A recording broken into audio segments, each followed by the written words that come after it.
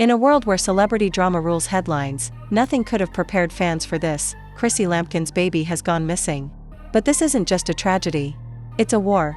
While authorities scramble for answers, Jim Jones isn't holding back. He's pointing fingers, and he has one message for the world: they took everything. Was it a setup? A cover-up? Or something even darker? In a chilling twist that has shocked the hip-hop community, trust has shattered, tempers have erupted, and the search for truth has become personal.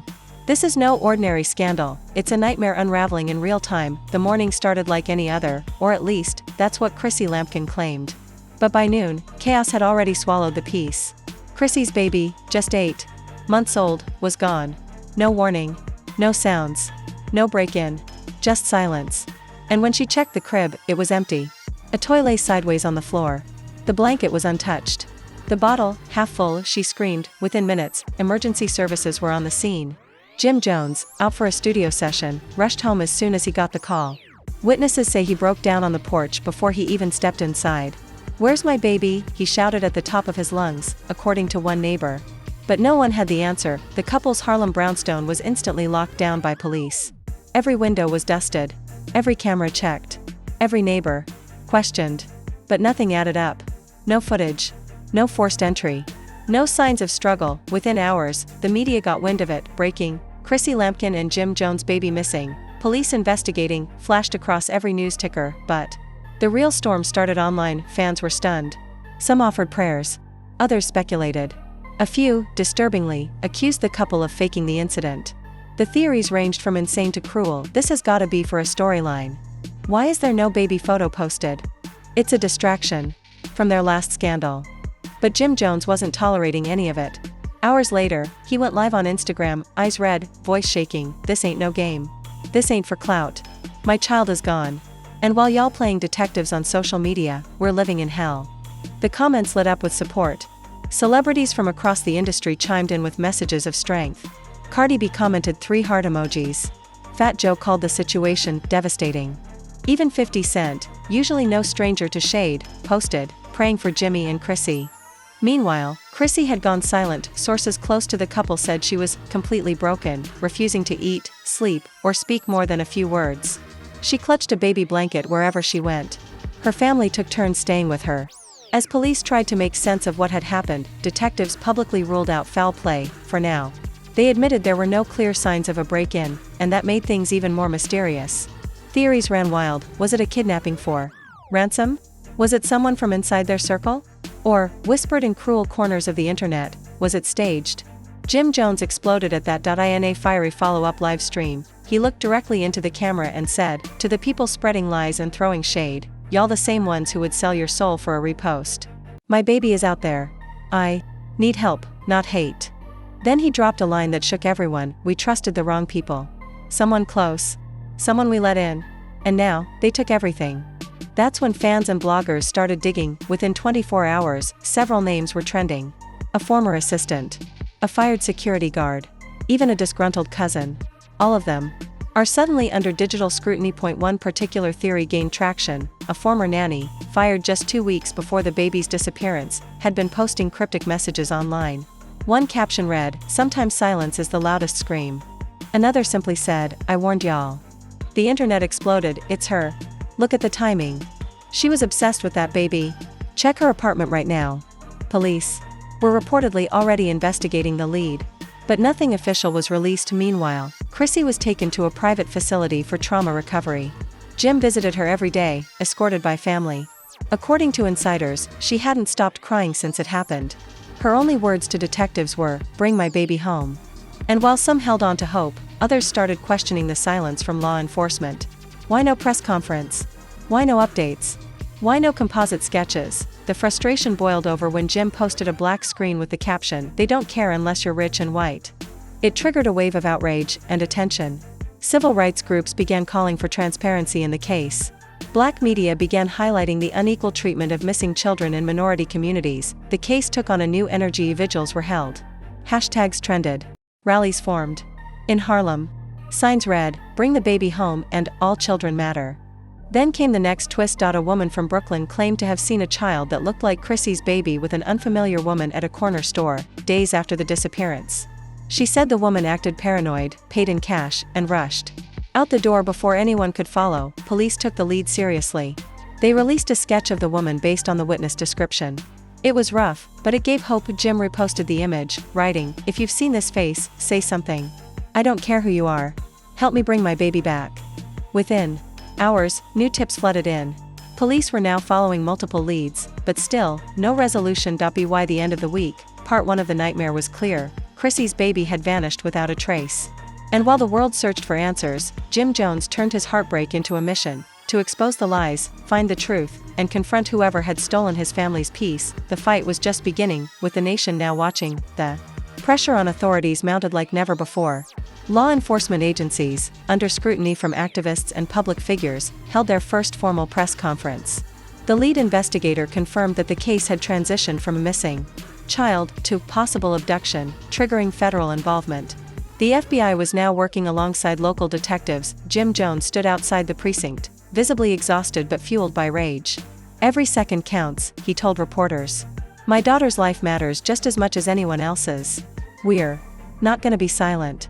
Behind closed doors, the investigation was finally gaining momentum. The Brooklyn corner store footage, initially thought to be lost, had been partially recovered. It showed a blurry woman with a baby wrapped in a purple blanket, the same design Chrissy had posted on Instagram weeks earlier. Detectives were now certain the child in that footage could be Chrissy's baby. The sketch from the witness was updated and released again. Media outlets plastered it across headlines. Social media turned into a digital search party. Thousands reposted the image. The hashtag #FindChrissysBaby trended worldwide. Tips surged in from across New York, but one stood out. A man from Queens called in, claiming he recognized the woman from the sketch. She had recently moved into an apartment down the hall from his cousin. "She keeps her windows covered, never lets the baby cry for too long, and no one ever sees the kid," he said. "It's weird." Police obtained a warrant and raided the apartment the next day, but it was too late. The woman was gone. Cleared out. Not a trace left, except a baby bottle under the sink, and a blanket. Purple. Torn. Forensics rushed to analyze the fabric. DNA results would take time. But for Jim Jones, time was no longer something he could afford to lose. He posted another video, this time from Chrissy's bedroom, sitting beside her as she held the baby's photo. "We're not giving up. If you're watching this, and you took her, we forgive you. Just bring her home. No questions. No police. Just give us back our daughter." The video went viral instantly. Over 20 million views in 24 hours. Celebrities from all corners reposted and begged followers to assist in the search. Meanwhile, the DNA results came back a match. The blanket belonged to Chrissy's baby. The news hit like lightning. This wasn't just suspicion anymore. It was real. The baby had been there. That shifted the investigation again. Authorities revealed that the woman in the sketch was now their primary suspect. She was identified as Monique Davis, age 29, a former daycare worker with a past history of mental illness and obsession with celebrity culture. Monique's social media pages were quickly uncovered. And what they showed horrified fans: photoshopped images of her posing with Jim Jones. Delusional captions claiming her man was finally noticing her. A chilling post just days before the kidnapping read, "Some people aren't meant to be mothers, but I am." Police now issued a multi-state Amber Alert and a warrant for Monique's arrest.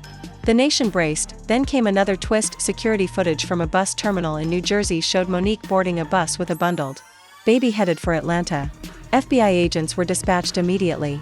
Cameras at the Atlanta station confirmed her arrival, but just as they prepared to move in, Monique vanished again, this time in a stolen vehicle. Chrissy, now stable enough to speak, gave her first statement. "I don't care who she is, or why she did it.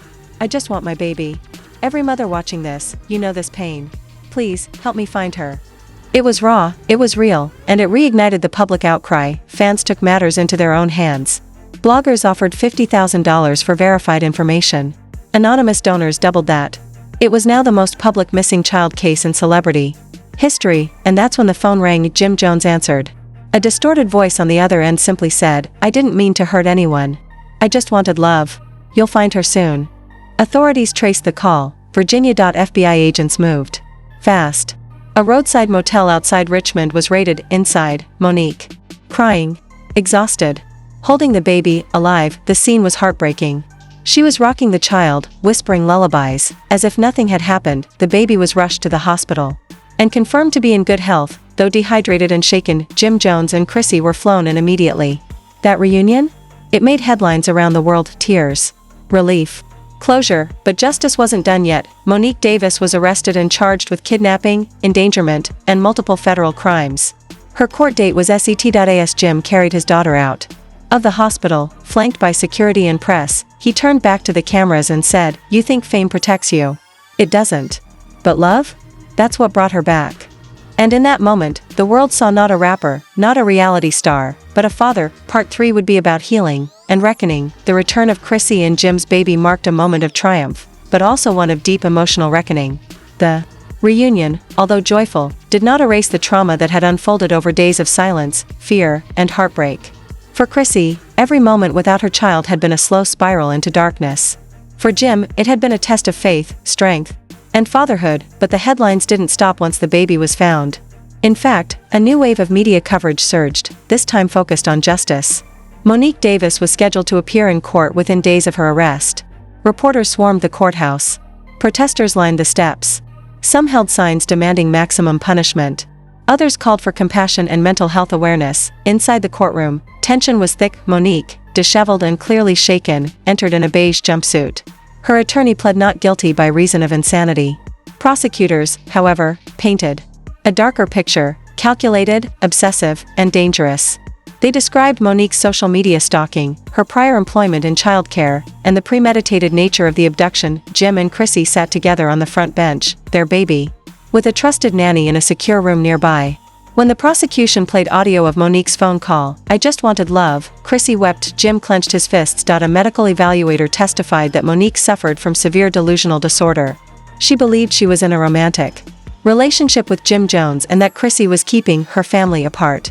Her condition had gone untreated for years. The judge ordered Monique to be held in a secure psychiatric facility until a full mental health trial could be conducted. Public reaction was mixed. Some felt it was justice. Others thought she deserved a harsher fate, but for Jim and Chrissy, justice meant something different now. Jim released a video after the hearing: "We got our daughter back. That's the miracle. But now, we gotta talk about the system. About how easy it was for someone like her to get that close. About how fame don't protect you.